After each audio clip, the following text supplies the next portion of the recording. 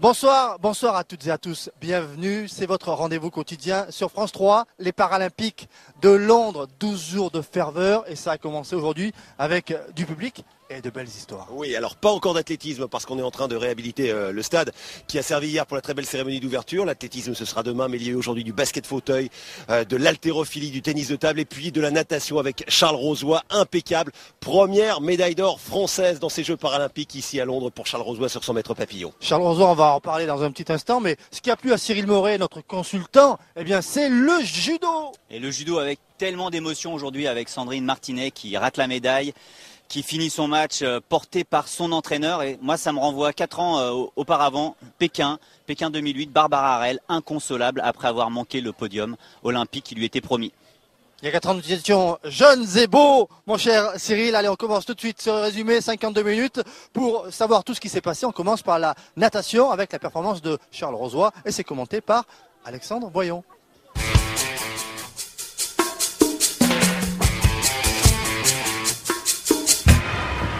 La finale du 100 mètres papillon donc avec Charles Rosoy, ligne d'eau numéro 4, le nageur de Dijon qui ce matin a battu son record de France mais surtout le record d'Europe. Une 1-18 pour Charles Rosoy, accidenté il y a 8 ans, juste avant les Jeux de Pékin. Il aura fort à faire, le voici Charles de dos avec de part et d'autre, eh bien l'armada chinoise avec notamment ligne d'eau numéro 3, Wei le vice-champion paralympique et puis bien sûr Fraser le britannique, ligne d'eau numéro 1 avec à ses côtés Tarasov, le jeune russe qui est parti sur des bases extrêmement rapides ce matin. La course d'une vie peut-être, 25 ans seulement, Charles Rosoy, ligne d'eau numéro 4, bonnet bleu et blanc. Départ pas extraordinaire ce matin lors des séries, il peut gagner encore quelques centièmes, il peut surtout aller chercher le Graal. C'est sans doute la course d'une vie pour Charles. Allez, c'est parti avec le bon jaillissement de Charles Rosoy, ligne d'eau numéro 4 qui sort en tête tout de suite avec à ses côtés Song, le chinois également, le gros départ, ligne d'eau numéro 2 avec son bonnet blanc tout en haut de votre écran de Tarasov, le russe. Tarasov qui accélère maintenant, Charles Rosoy qui est ici en gros plan et qui va virer sans doute en deuxième position. On est parti sur des bases extrêmement rapides par rapport à ce matin avec le russe qui est en tête, mais c'est au virage sur la deuxième longueur que Charles Rosoy, deuxième pour l'instant, avait fait le travail ce matin. Charles Rosoy qui sort en deuxième position avec également le retour, ligne d'eau numéro 3 de Wei, le vice-champion paralympique en titre. Charles Rosoy qui tente de revenir maintenant, il reste 25 mètres, une demi-longueur, moins d'une demi-longueur pour revenir, et Charles Rosoy, le Dijonnais, 25 ans, qui va aller chercher, qui va aller s'offrir son premier titre paralympique. Charles Rosoy, Mr Butterfly, et sous vos yeux Charles Rosoy qui s'impose dans un chrono qui importe peu à l'arrivée, une 1-24, mais surtout le titre de champion paralympique pour Charles Rosoy, roi du monde ce soir, le premier titre également pour la France. Il a nagé tout près de son record de France, mais l'important n'était pas là. Il fallait s'imposer ce soir. Et le Dijonnais l'a fait devant le vice-champion paralympique Wei qui une nouvelle fois prend la deuxième place. Troisième place pour Song et Wang. Les Chinois étaient là. Mais l'empereur du milieu à la ligne d'eau numéro 4 s'appelle Charles Rosoy. Exploit colossal pour le nageur français.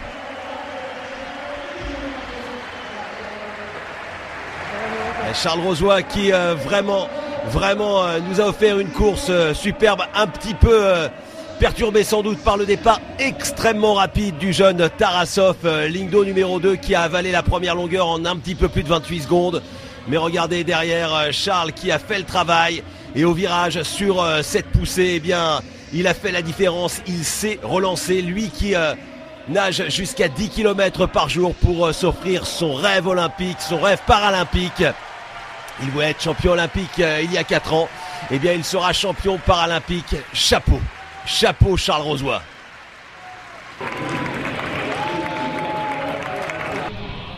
Charles, félicitations, bravo. Alors, quel sentiment, quelle sensation quand même. Je sais pas, c'est un rêve qui se réalise, c'est vraiment magnifique. Ça fait des années qu'on l'attend, qu'on prépare ça. Il a fallu des années de travail, c'est ce que je dis, il n'y a rien à voir avec la chance, mais on est là et c'est super, c'est vraiment magnifique. Une journée de rêve, record d'Europe ce matin, là, un temps similaire avec un russe qui est parti très très vite, il a fallu tenir et revenir vite dans la deuxième longueur. C'est ça, la course, c'était pas de battre son record, c'était de gagner ce que j'ai cherché à faire. Ça a été très dur, c'était beaucoup plus facile ce matin. On le sait toujours, une finale c'est dur. Et je suis tellement heureux que ça soit fait. C'est des années de préparation, un retour qui a été très difficile après mon accident et tout, malgré ce que j'ai pu dire pour faire passer la pilule. C'est vraiment génial et je remercie tous les gens qui m'ont suivi jusque-là et qui m'ont aidé à arriver là où j'en suis. Il y a 4 ans, c'était l'accident. En 2008, pendant Pékin, 4 ans après, c'est vous qui êtes sur la plus haute marche. C'est la plus belle des victoires. Oui, Pékin, c'est vrai que ça a été une... Je l'ai regardé depuis mon lit d'hôpital. J'ai mis un ami vraiment cher, Alain Bernard Gagné. J'étais content et je me suis dit je vais faire comme Sean Popov, je vais revenir. Et voilà, ça sera pas en valide, ça sera en e-sport, mais je l'ai, cette médaille, c'est la plus belle chose qui me soit arrivée de ma vie. Et voilà, je veux dire, et on connaît les bas-fonds de la vie et voilà, on peut connaître les sommets aussi. C'est magnifique. Il n'y a plus de valide, plus de handisport, il y a une performance. C'est une nouvelle fois la natation qui offre la première médaille d'or des Jeux pour l'équipe de France. C'est fantastique, je sais pas si Sandrine Aurière qui normalement combattait juste avant moi. Je suis désolé pour elle, c'est quelqu'un que j'apprécie énormément, on est de la même région. Mais je suis vraiment heureux d'offrir cette première médaille. Félicitations, une première Marseillaise, profitez-en bien. Il en avait rêvé, c'est fait, Charles Rosoy, champion paralympique. Un exploit pour ce garçon de 25 ans qui pense très fort à Éric Lebourg, son premier entraîneur, et Thierry Fréville, son entraîneur à Dijon, avec tout un symbole. Cette médaille reçue des mains de Thomas Barr, le vice-président du comité international olympique, qui pourrait d'ailleurs remplacer Jacques Rogge l'an prochain à la tête du CEO. Regardez, Charles Rosoy qui avait rêvé de devenir champion olympique quand il était valide. Il y a 4 ans, sa vie a basculé. Mais son ambition a été décuplée. C'est une médaille d'or qu'il remporte devant l'équipe de Chine présente. Impeccable équipe chinoise qui prend la 2e, la 3e et la 4e place. C'est la première médaille d'or pour la France. On se souvient que Camille Muffat avait offert également le premier titre à l'équipe française valide dans cette piscine qui sourit si bien aux nageurs français. Et en son honneur, en l'honneur de toute l'équipe de France paralympique, l'hymne national, la Marseillaise pour Charles Rosoy.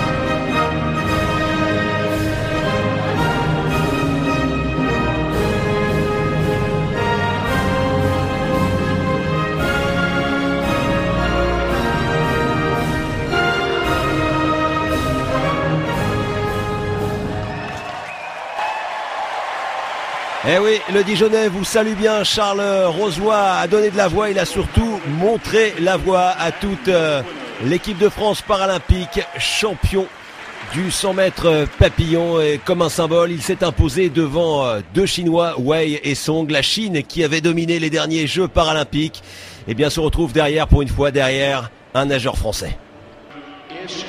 La Grande-Bretagne va-t-elle enfin remporter une médaille d'or dans cette piscine de l'Aquatic Center de Londres?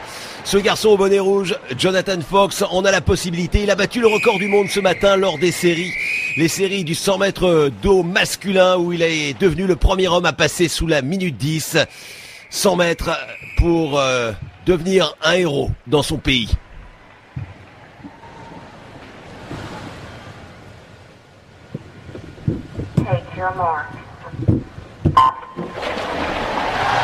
Fox qui a giclé des starts, mais regardez, Bodaiko, l'Ukrainien, a fait un gros travail sous l'eau pour virer en tête aux 15 mètres au bouchon. Seulement voilà derrière, eh bien, l'énorme fréquence de bras du Britannique qui accélère maintenant dans cette première longueur comme il l'avait fait ce matin pour aller s'offrir le record du monde. Jonathan Fox, le nageur de Manchester qui va virer largement en tête au virage avec une avance plus que confortable sur les deux Ukrainiens qui sont en embuscade derrière, et une ambiance de folie avec des décibels qui montent ici dans l'Aquatic Center. Il n'y avait pas eu de médaille d'or chez les valides pour les nageurs britanniques, il n'y en a pas encore eu pour les nageurs paralympiques. Ils avaient eu 2 chances il y a quelques minutes en féminine, seulement voilà, personne pour l'Angleterre n'a offert l'or à l'heure de ces Jeux paralympiques. Ce sera fait sans doute avec Jonathan Fox, 21 ans, champion du monde il y a 2 ans, vice-champion olympique à Pékin il y a 4 ans, seulement voilà, une Olympiade plus tard. C'est lui le héros, c'est lui le patron, c'est lui le nouveau champion paralympique. Les Britanniques remportent enfin une médaille d'or dans cette piscine de l'Aquatic Center, et le héros ce soir en Grande-Bretagne a un bonnet rouge, des lunettes, il a 21 ans, il s'appelle Jonathan Fox. Des millions de Britanniques lui disent merci, et dans cette piscine, ils sont debout pour l'acclamer. C'est un monument du sport paralympique, mais également valide. Ligne d'eau numéro 4 avec son maillot jaune, Nathalie Dutoit, 10 fois championne paralympique. Elle a concouru également chez les valides. Il y a 4 ans, elle était le porte-drapeau de la délégation sud-africaine.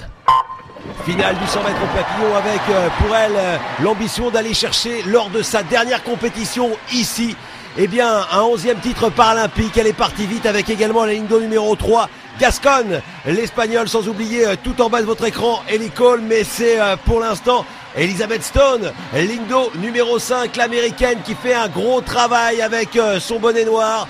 Et la surprise, c'est de voir Nathalie Dutoit derrière pour l'instant avec l'américaine, la sud-africaine et également ligne d'eau numéro 3, Gascon. Mais alors tout ça dans un mouchoir, moins de 1/10 d'écart entre les 3 premières. Le retour et le gros travail maintenant de Nathalie Dutoit, la sud-africaine qui déploie ses ailes pour aller chercher un nouveau titre paralympique. Mais attention, il y a également l'Australienne en bas de votre écran. Elle est incroyable cette finale avec Nathalie Dutoit qui doit rivaliser avec à sa gauche l'américaine, à sa droite l'espagnole. On est sur des bases extrêmement rapides et Nathalie Dutoit qui va tenter de conserver son titre paralympique.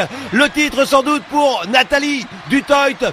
C'est fait avec un chrono moins impressionnant qu'à Pékin. Elle s'impose la victoire pour la sud-africaine. 11e titre paralympique qui s'impose devant Gascon, l'Espagnol, Stone, l'américaine, et également Cole, l'Australienne. Mais alors, de la folie pour l'Espagnol qui bat le record d'Europe, l'américaine qui bat le record d'Amérique du Nord et le record d'Océanie et d'Australie pour Ellie Cole. La victoire finalement, eh bien pour Nathalie Dutoit qui remporte un 11e titre paralympique. Il lui reste d'autres épreuves, mais on sait qu'elle dispute ici ses derniers Jeux paralympiques, ses derniers Jeux tout court. Elle qui avait fini 16e du 10 km au libre chez les valides, c'était il y a 4 ans à Pékin. Un grand symbole du handisport, mais du sport tout court pour l'Afrique du Sud et également pour la natation mondiale.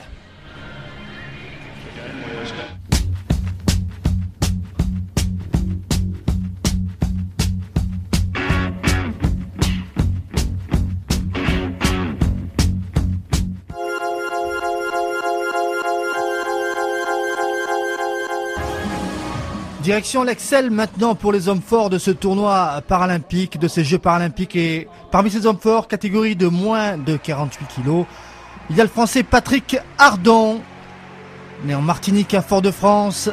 Il s'entraîne à Sarcelles. Patrick Ardon qui a bien préparé ce rendez-vous paralympique.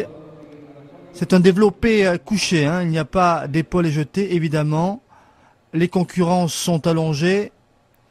Et au-dessus d'eux, il y a des poids qui représentent parfois 7 fois leur poids de corps.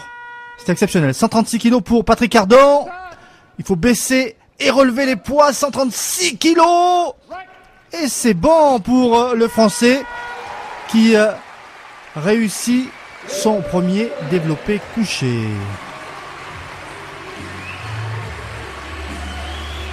Un peu de récupération. Les jambes qui sont sanglées et Patrick Ardon qui entre bien dans son tournoi paralympique avec une première barre de 136 kg qu'il a réussi à dominer.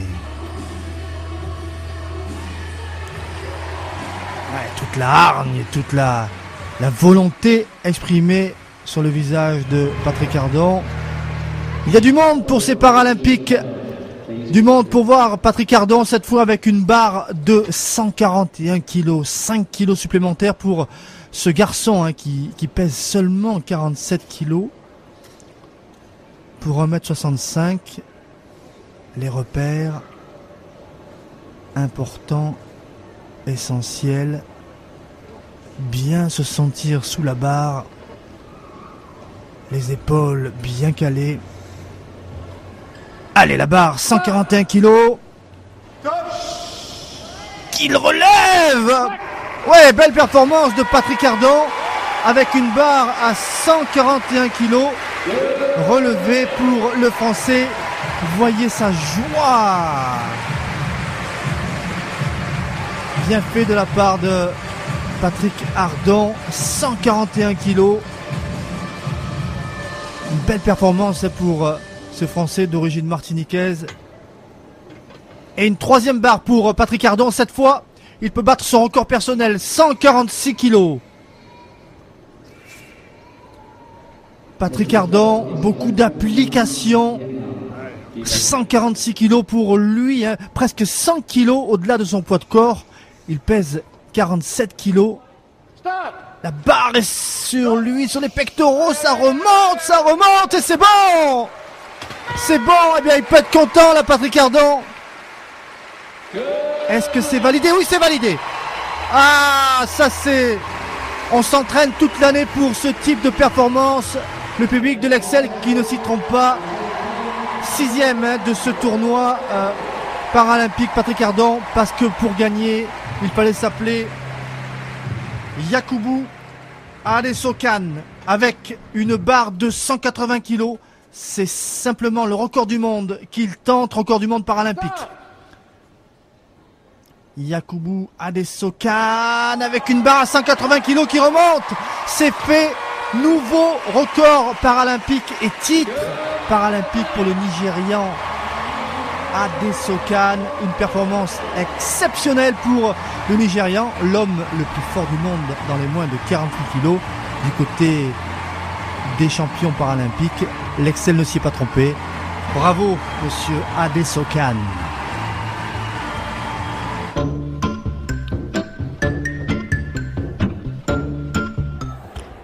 C'est une demi-finale du tournoi paralympique de judo que s'apprête à disputer Sandrine Aurière-Martinet, vice-championne paralympique à Pékin et à Athènes. Elle a ses petits secrets d'avant-combat. Le petit truc, c'est ça. J'ai la photo de son fils dans la poche. Elle est ici, elle sait qu'elle est là, elle la touche à n'importe quel moment, elle la prend pour regarder, c'est son petit secret, mais ça vaut le coup. Il s'appelle Loïc et c'est son petit bonhomme. Et voilà, c'est grâce à lui, elle fera tout aujourd'hui pour lui.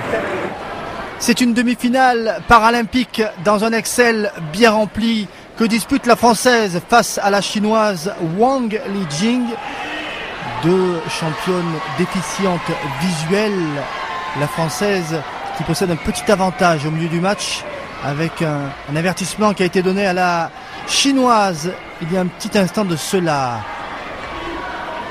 Sandrine Aurière-Martinet qui a éliminé l'Ukrainienne Kolaïchik en quart de finale.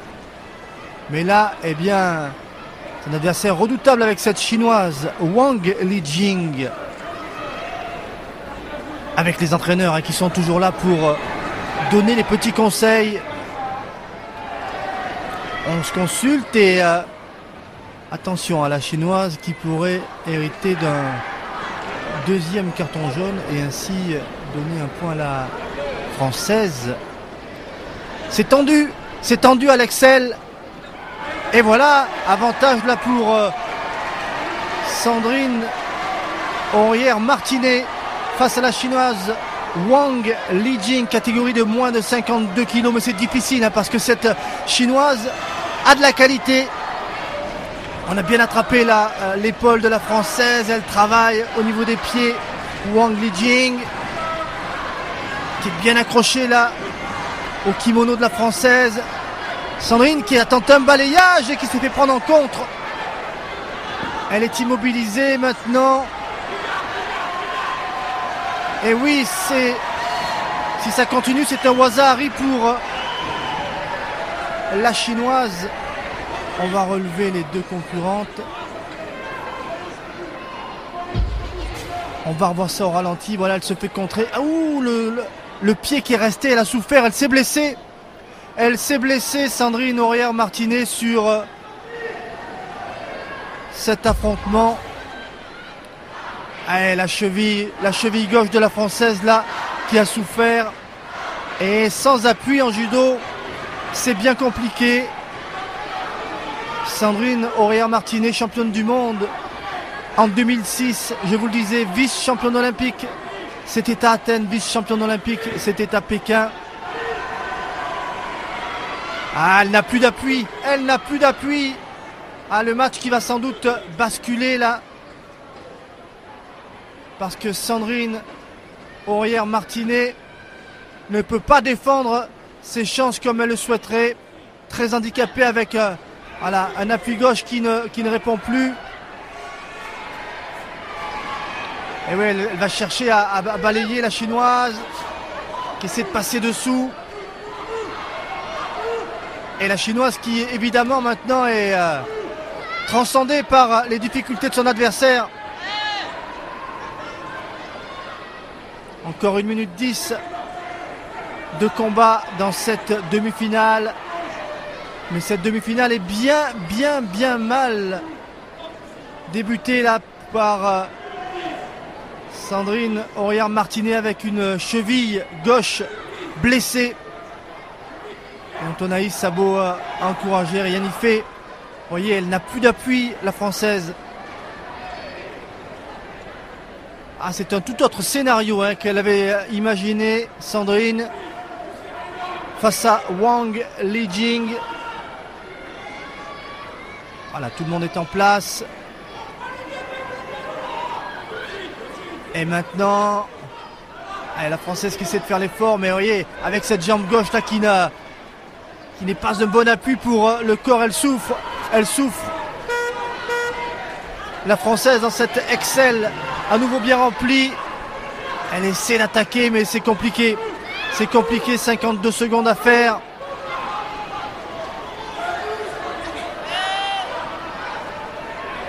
Et la chinoise qui, pour l'instant, domine légèrement cette deuxième partie de combat. Un combat légèrement inégal. Regardez, elle n'arrive quasiment plus à se relever. Elle boite bas, difficile dans ces conditions. Pour cette jeune kinésithérapeute de défendre ses chances olympiques. Elle aura 30 ans au mois de novembre, Sandrine Aurière-Martinet. Et Wang Lijing qui... et voilà, ça y est. Ça y est, elle est partie au sol. On va la retourner.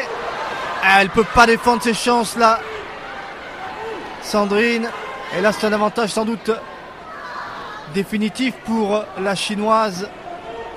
Qui n'arrive pas pour l'instant encore à faire la différence complètement. Mais là, ça devient mission impossible pour une très courageuse Sandrine Aurière-Martinet. Avec un pied gauche que vous avez aperçu, qui ne porte plus le corps de la Française. 31 secondes encore à faire. Et avantage pour Wang Lijing.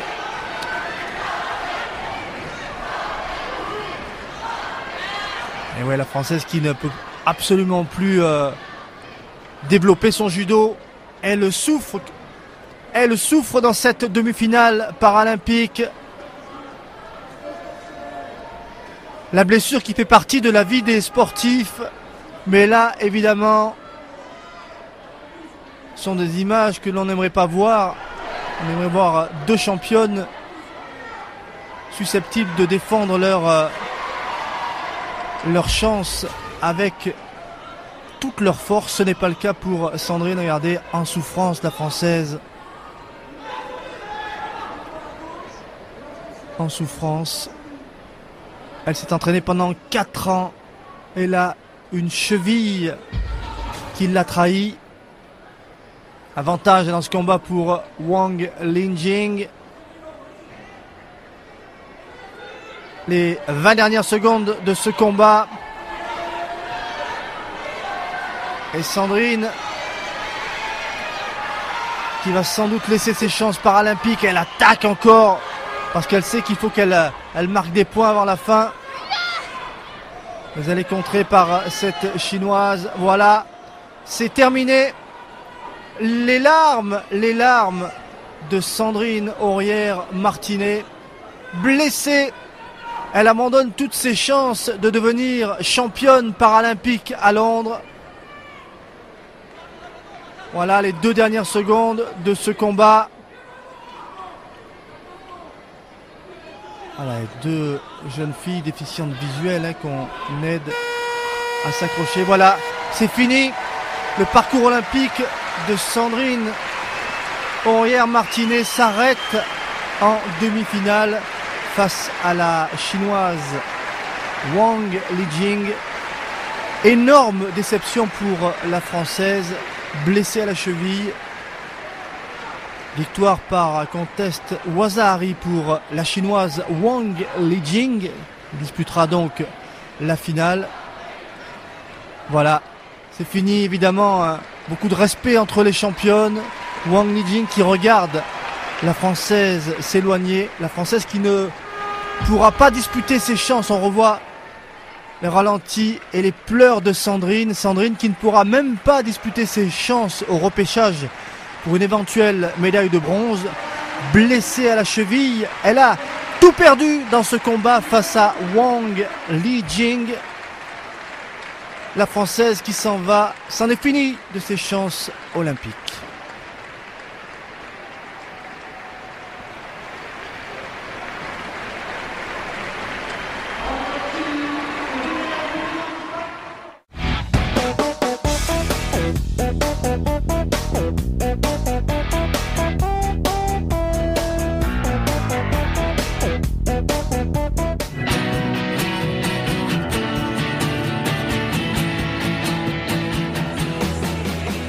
Le North Greenwich Arena est bien rempli pour le retour des Françaises pour les Jeux Olympiques, les Jeux Paralympiques. Absentes depuis 1992, les Françaises font leur retour, mais pour leur premier match du tournoi, les Françaises sont devant leur Everest, l'équipe des États-Unis, championne paralympique en titre, Cyril Moret. Et tout un symbole, de nouveau, l'équipe de France rencontre l'équipe des États-Unis. Ça se joue ici à Londres, au basket fauteuil et avec les féminines. Gros match de reprise et on espère que ça va porter ses fruits. Avec la présentation des Françaises qui se sont qualifiées pour ces Jeux de Londres. L'objectif de cette équipe de France, c'est une qualification pour les quarts de finale. Le match d'aujourd'hui sera compliqué parce qu'en face, il y a les Américaines, championnes paralympiques en titre. Une équipe qui domine le basket fauteuil. Mais ce match, c'est un rendez-vous important que les filles ont préparé, notamment Blandine Bels. Écoutez ce qu'elle a à nous dire sur ce match qu'elle attend face aux Américaines ici dans la North Greenwich Arena de Londres pour le premier match de l'équipe de France en basket fauteuil.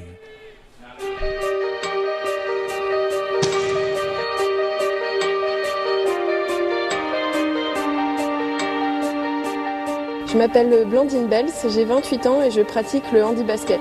Ce qui m'a donné envie de pratiquer le basket, c'était de pouvoir retrouver un peu le sport de compétition, puisque avant je pratiquais du handball en valide et c'est une notion qui me manquait un petit peu, donc c'est pour ça que je me suis mise au basket fauteuil. Ce qui me plaît dans le basket, c'est la notion de sport co. Ce que j'aime bien, c'est me dépasser sur le terrain pour devenir la meilleure.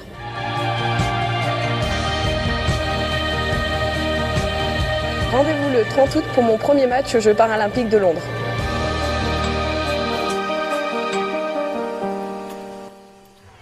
Et le 30 août, nous y sommes avec la mise en jeu, un ballon gagné par les Américaines et Schneider avec un premier ballon pour Murray. Voilà la première possession de balle, Cyril, pour cette équipe américaine. Ça va jouer vite, ça va jouer fort.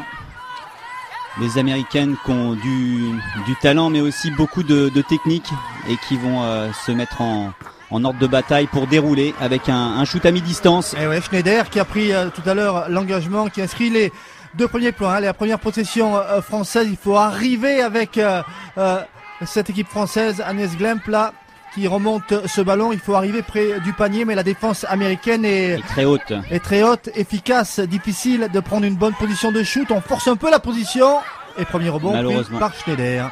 Pas facile. Les Américaines prennent très haut. Je pense qu'elles vont avoir à cœur de mettre la pression, même si elles sont favorites. Elles vont respecter leurs adversaires en faisant un travail de qualité. Avec Alana Nichols là, qui amène, qui donne à Murray, qui inscrit 2 points de plus pour les États-Unis. À une petite minute et déjà 4-0 pour cette équipe américaine. Murray, c'est une fille qui est très très à droite. Voilà, c'est elle qui est en possession du ballon. Murray à 9 mètres et ça rentre, ça fait un avantage conséquent pour cette équipe américaine. Les Françaises qui avaient bien résisté, mais là, eh bien, il y a de la qualité. Et un 7-0 là qui fait mal, puisque 8-0 à présent les Américaines déroulent. Empêchant complètement les possibilités d'évoluer de l'équipe de France, qui n'arrive pas à descendre, à se rapprocher de la raquette, et qui fait comme ici un tir un peu forcé et qui facilite, je dirais, les rebonds pour l'équipe américaine. Avec Miller, avec une faute française et pas de panier à suivre. L'entraîneur de cette équipe américaine, très concentré. Il veut de la qualité, la victoire. Clairement, eh bien, cette équipe américaine, elle sait qu'elle devrait gagner contre l'équipe de France. Les Américaines sont là pour remporter le titre, mais les Françaises, eh bien, jouent pas mal. Agnès Glemp s'est démarqué voilà. Premier panier. 2 premiers points français de ce tournoi paralympique, signé Agnès Glemp. Allez les filles, on profite de cet élan, mais vous voyez, ça revient très vite avec Alana Nichols, numéro 12 à la main, qui ramène toute son équipe, qui va se positionner. Les filles vont travailler côté opposé, et Murray positionné avec un bel écran de son pivot qui shoot et qui marque. 13-2 pour les États-Unis. Et 19-2 maintenant, les 2 dernières minutes de ce premier quart-temps, avec des Françaises qui ont été un petit peu cueillies à froid, obligées de forcer les tirs pendant ce premier quart-temps, parce que c'est difficile, on vous le répète, d'approcher du panier, même si là, eh bien, il y a 2 nouveaux points pour l'équipe de France par Blandine Bell, ce qu'on a apprécié avant la partie. Pascal Montet, l'entraîneur, qui nous disait tout à l'heure que l'objectif, ça va être de prendre des marques, prendre des repères, monter en puissance pour les prochains matchs de poule. Ouais, Murray qui ne trouve pas la cible à 3 points et un ballon. Et Fabienne qui relance rapidement là pour Dorothée, mais qui n'a pas réussi à profiter de la contre-attaque. Les Françaises vont se positionner, travailler cette balle. Avec un ballon, une bonne position, on n'arrive pas à prendre le shoot, plus que 8 secondes. Il est pris ce shoot par Saint-Omer, mais il y avait une faute avant, c'est dommage parce que là, il y avait l'adresse de la part de Fabienne Saint-Omer de l'Épine. Allez, la dernière minute de ce premier quart-temps est toujours un avantage conséquent pour cette équipe américaine. 16 points d'avance déjà voyez, pour les Américaines. Les Américaines qui jouent le temps, qui certes ont l'avantage, mais ne gâchent aucune seconde, travaillent jusqu'au bout avec leur pivot qui entre pour tenter une action. C'est perdu, mais elles continuent à travailler, elles se repositionnent. On voit Murray qui est en place là avec son écran. Ouais, mais Murray, on la surveille un petit peu maintenant du côté français, et on lui chip même le ballon. Bonne défense d'Agnès Glemp, très vigilante. Et là, faut se donner à 100%. Et regardez Murray là qui donne la touche et qui rentre là dans la zone. Personne n'était en défense là. Heureusement, shoot raté, mais repris. Ballon récupéré par les Américaines. Voilà, avec sur le côté Miller, Castle, la capitaine. Voilà, joueuse très collective, Castle. Et on voit les pivots là qui ont fait le travail et qui ont réussi à éliminer Fabienne. Murray, plus que 20 secondes. Faut prendre le shoot 5 secondes avant le changement de main. Voilà, c'est récupéré ce ballon par Saint-Omer. Et les Françaises, ça manque un tout petit peu de vitesse, mais c'est normal. Les Françaises retrouvent le très très haut niveau. Les Américaines, ils sont habitués. Elles ont gagné tous les titres à Pékin et à Athènes. Et voilà, c'est fini pour ce premier quart-temps avec un avantage conséquent pour les Américaines qui mènent 20-4. On va retrouver ce match dans les 3 dernières minutes. Les Françaises ont fait du bon boulot, 61-24. Les Françaises qui se sont remis dans la partie petit à petit. Cyril. Oui, effectivement, je pense que les infos du coach Pascal Montel à la mi-temps ont porté leurs fruits, puisqu'on a vu que les Françaises sont revenues et ont osé tenter une défense en presse. Pressing sur les Américaines dès la reprise de la mi-temps. Et ça a permis d'équilibrer finalement le match. On a eu un troisième quart-temps qui a fait 12-10 en termes de score. Et ça a évité l'hémorragie qui a démarré, je dirais, sur ce premier match. Avec Hunter qui trouve Ollermann contré, mais le ballon qui reviendra aux Américaines. Voilà, on paye pour apprendre en quelque sorte, mais quel bonheur pour ces jeunes femmes que de venir ici à Londres pour disputer ce tournoi de basket fauteuil paralympique. Avec une nouvelle chance américaine et encore un rebond. On a été assez bon au rebond, notamment avec Fabienne Saint-Omer de l'Épine. Les Françaises qui ont été assez efficaces au rebond. En revanche, un petit peu ça a laissé un petit peu à désirer au niveau de l'adresse. Mais c'est aussi à cause de la défense américaine. Ouais, la construction en fait après le rebond n'était pas toujours évidente à mettre en place. Il faut savoir que les Américaines reviennent très vite. Dès qu'une action, une balle est perdue, elles reviennent dans leur camp et du coup elles gênent la progression des Françaises qui, même si elles prennent le rebond, derrière n'ont pas forcément le temps de placer leur stratégie pour aller jusqu'au panier. Voilà, vous découvrez peut-être ce basket fauteuil. L'équipe de France masculine n'est pas qualifiée pour les Jeux paralympiques de Londres. Cette équipe de France féminine porte le drapeau en quelque sorte, avec un dernier panier là manqué, l'interception et un ballon qui revient là pour les Françaises avec Dorothée Mériot qui trouve dans l'axe. C'est bien fait. Sylvie Dorget qui passe à Fabienne Saint-Omer pour le shoot à mi-distance. Vous voyez en tous les cas que même si c'est pas toujours efficace, il y a du mieux dans le jeu, parce que là c'est les Françaises qui dominent territorialement, même si le contre est américain. Voilà, on prend une bonne position de shoot avec Schneider. Et voilà Schneider pour 2 points supplémentaires, 63-24 en faveur de l'équipe des États-Unis d'Amérique. Et on le voit, les Françaises qui ne lâchent rien, même si sur le score on n'arrivera pas forcément évidemment à revenir, mais en tout cas on sent qu'elles veulent mettre de l'impact et je pense travailler aussi les différentes combinaisons que le coach leur a indiquées. Voilà, on prépare les matchs à venir contre le Mexique, notamment contre la Chine, ce sera mercredi. Pourquoi pas contre les Allemandes. Voilà, les Françaises qui lentement rentrent dans leur tournoi. Les 35 dernières secondes de jeu avec un ballon pour les Françaises. Et bien voilà, il est récupéré, ballon bleu, mais tout de suite, il n'y a pas beaucoup de solutions de passe là pour la porteuse du ballon. Et on cherche et on n'arrive pas à trouver quelqu'un qui soit placé. Voilà, Dorothée Mériot peut-être qui vient croiser. Faut que ça travaille plus en bas. Là, Fabienne aurait dû plonger. Là, il y avait un bloc et elle aurait dû amener la défense américaine. Allez, 11 secondes. Peut-être un press pour finir. En tout cas, vous voyez la concentration du coach américain qui est toujours prêt à booster ses filles pour qu'elles donnent le meilleur d'eux-mêmes, même sur ce match qui était sans doute plus facile. Et la foule qui décompte, entendez. Et bien voilà, c'est fini. Début difficile pour l'équipe de France. Nous en doutions un petit peu. La femme du match, c'est elle, Murray. Elle a inscrit 23 points, Cyril, dans ce match d'ouverture contre l'équipe de France. Beaucoup d'adresse du côté américain. Oui, le caméraman qui ne s'y est pas trompé, qui s'arrête sur Murray, mais il y a aussi Miller qui a marqué 14 points. Et les Françaises qui n'ont pas démérité, que l'on va voir maintenant. On voulait les voir, ces Françaises qui ramènent le basket fauteuil aux Jeux paralympiques, la première fois depuis 92. Angélique, c'est compliqué de commencer contre les Américaines quand même. Championne olympique, championne paralympique en titre. C'est très compliqué. Elles ont une défense il y a une grosse pression. On a eu du mal à rentrer dans le match parce qu'elles ont tout de suite mis le niveau. Après, on sait que c'est pas contre elles que les quarts de finale vont se jouer. Après, il faut rester concentré. Dorothée, c'est vrai que le début a été difficile et puis ensuite ça a été un petit peu mieux. Les 2 derniers quarts-temps, c'est pas mal.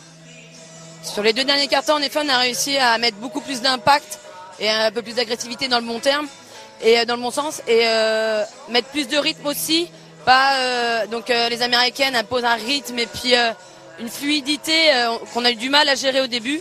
Et ensuite, on a essayé, nous, un peu de s'imposer sur le terrain. Et c'est pour ça que sur les 2 derniers quarts-temps, je pense qu'on a trouvé plus de solutions qu'en début de match. Il faut prendre de la confiance. Tiens, Cyril Moret, notre consultant, il a bien aimé lui, hein, Cyril. Eh bien oui, c'était un sacré match pour démarrer ce tournoi de basket féminin. Moi, je vais poser une question à Agnès, qui s'est bien battue. Qu'est-ce qu'on peut imaginer pour la suite du tournoi vous concernant les filles? C'était entre parenthèses pour nous un match de préparation. On savait très bien que le niveau était au-dessus et qu'on n'allait pas gagner ce match. Donc pour la suite, nous on espère et on va se battre pour les quarts de finale. Après on verra. Bonne chance. Merci les filles. Et c'est vrai que dans toutes les équipes, il n'y aura pas une petite Meuret pour vous faire un petit peu mal parce que Meuret elle vous a fait mal aujourd'hui. Allez les Bleus, prochain match mercredi, ce sera contre la Chine.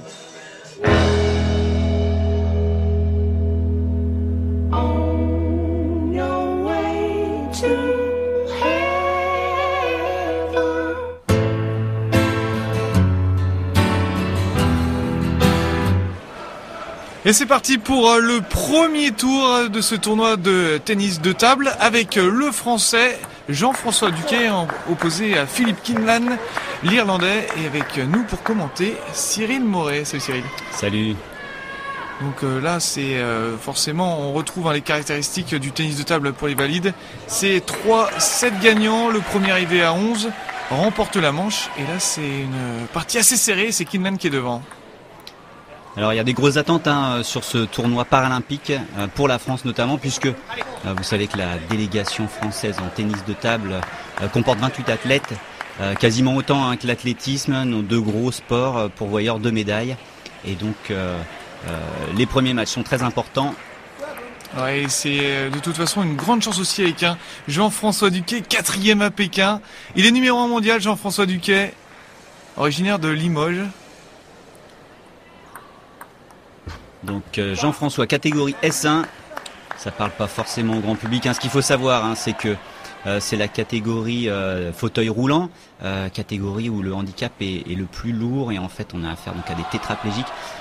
Il faut quand même savoir, il y a une petite déficience au niveau des mains. Vous voyez que nos athlètes ont les mains sanglées à leur raquette et donc ils n'ont pas du tout de préhension et la finesse des doigts n'existe pas. Donc il faut arriver à retrouver les effets uniquement avec des mouvements d'avant-bras et de bras, ce qui est assez... la balle de 7. Ouais, la balle de 7 a réussi pour Jean-François Duquet. En tout cas, vous nous le disiez, Cyril, c'est vraiment très difficile. Là. On l'a vu, il la sangle un petit peu, ou l'attache autour de la raquette de Jean-François. On vient de voir la sangle de l'Irlandais.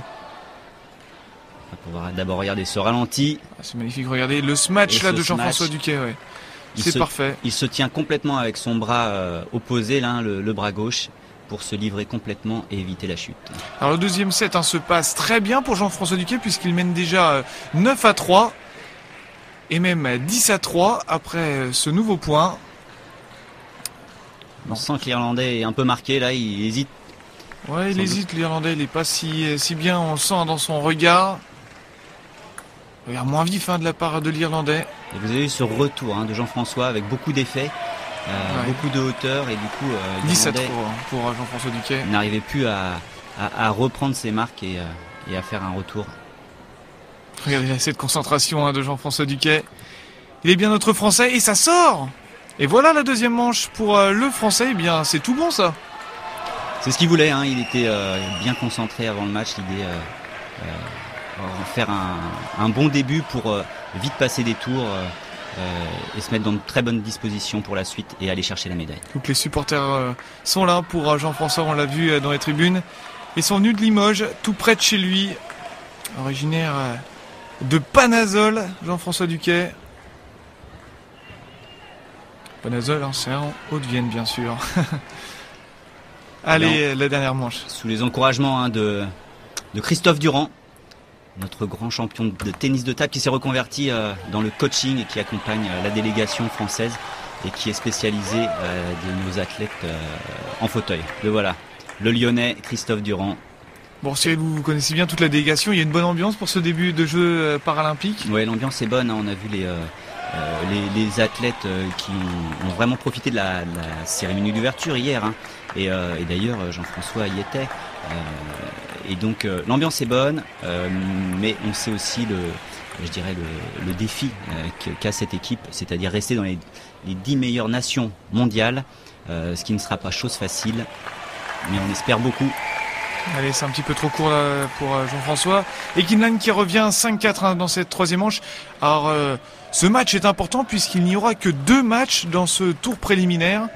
Et vous serez directement qualifié ensuite pour les phases finales. Donc voilà, faut gagner de suite pour Jean-François Duquet pour être bien dans sa compétition. Et oui, même l'Irlandais a ses fans, ses supporters. Hein. Ah, c'est pas si loin, l'Angleterre à côté. Et c'est important, hein. On sait que Jean-François a besoin d'être entouré et pas que de son coach. Encore un bon match là pour Jean-François Duquet. 7-6. Ça joue au mental, hein, comme vous voyez aussi. Hein. Il faut savoir montrer à l'adversaire qu'on prend le match, je dirais, de façon nette, évidente, à son compte, pour pouvoir dérouler sa stratégie ensuite. En tout cas, on le sent bien depuis le début de la partie, là, Jean-François Duquet, même s'il vient de perdre ce point. Regardez les supporters irlandais, on en parlait. Ils prennent des photos. C'est normal, c'est tous les 4 ans les Jeux paralympiques. Hein. C'est vraiment un pur bonheur. Et voilà, il est précis, hein, ses coups en hauteur, Jean-François, avec beaucoup d'effets. Et effectivement, dans cette catégorie, dès que la balle commence à partir un petit peu sur les côtés, ils ont du mal c'est des points gagnants. C'est difficile de se déplacer à ce moment de la partie. Hein. Elle est à 3 points du match, hein, Jean-François Duquet. Oui, il recommence. Et voilà. Ouais, c'est bien fait. De nouveau, un super coup. Il était bien concentré, il avait bien suivi le service de l'Irlandais pour savoir quelle stratégie adopter. On le voit dans le regard de Jean-François, 33 ans, hein, expérimenté, le Français numéro 1 mondial, on vous le rappelle. Et le début de la meilleure des manières, son tournoi. Ouais, encore, c'est bien raté ça de la part de l'Irlandais. Et c'est le soleil qui brille pour tout le monde et pour Jean-François en ce premier jour des JO paralympiques. Allez, balle de match, hein, pour Jean-François Duquet.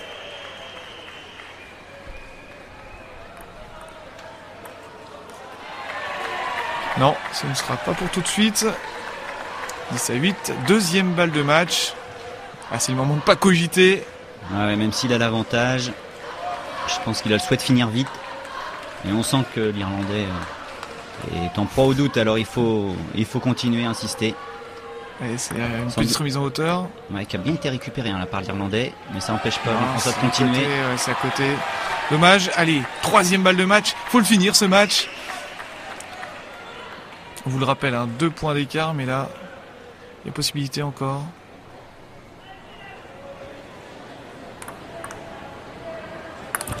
Et voilà, c'est fait, la victoire 3-7-0, hein, pour Jean-François Duquet qui rencontrera lors de la prochaine rencontre Robert Davis, le Britannique.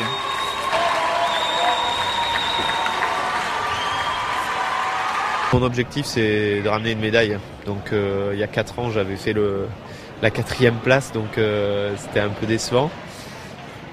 Donc là, faire une médaille, donc comme vous dites, c'est très dur pour sortie de poule. Il n'y a qu'une sortie de poule et on se retrouve directement en demi-finale. Donc voilà, aller en demi et puis prendre match après match. Hein. Chaque match, même s'il y a des poules, c'est un peu élimination directe, quoi. Mon match de samedi matin, ce sera comme un quart de finale. Donc on prend les matchs les uns après les autres et on va de l'avant. Un mot sur l'ambiance de ce matin? Très bonne, je suis surpris. J'ai vu que j'avais même plus de supporters que prévu, je pense. Donc voilà, ça fait du bien de savoir ces proches-là.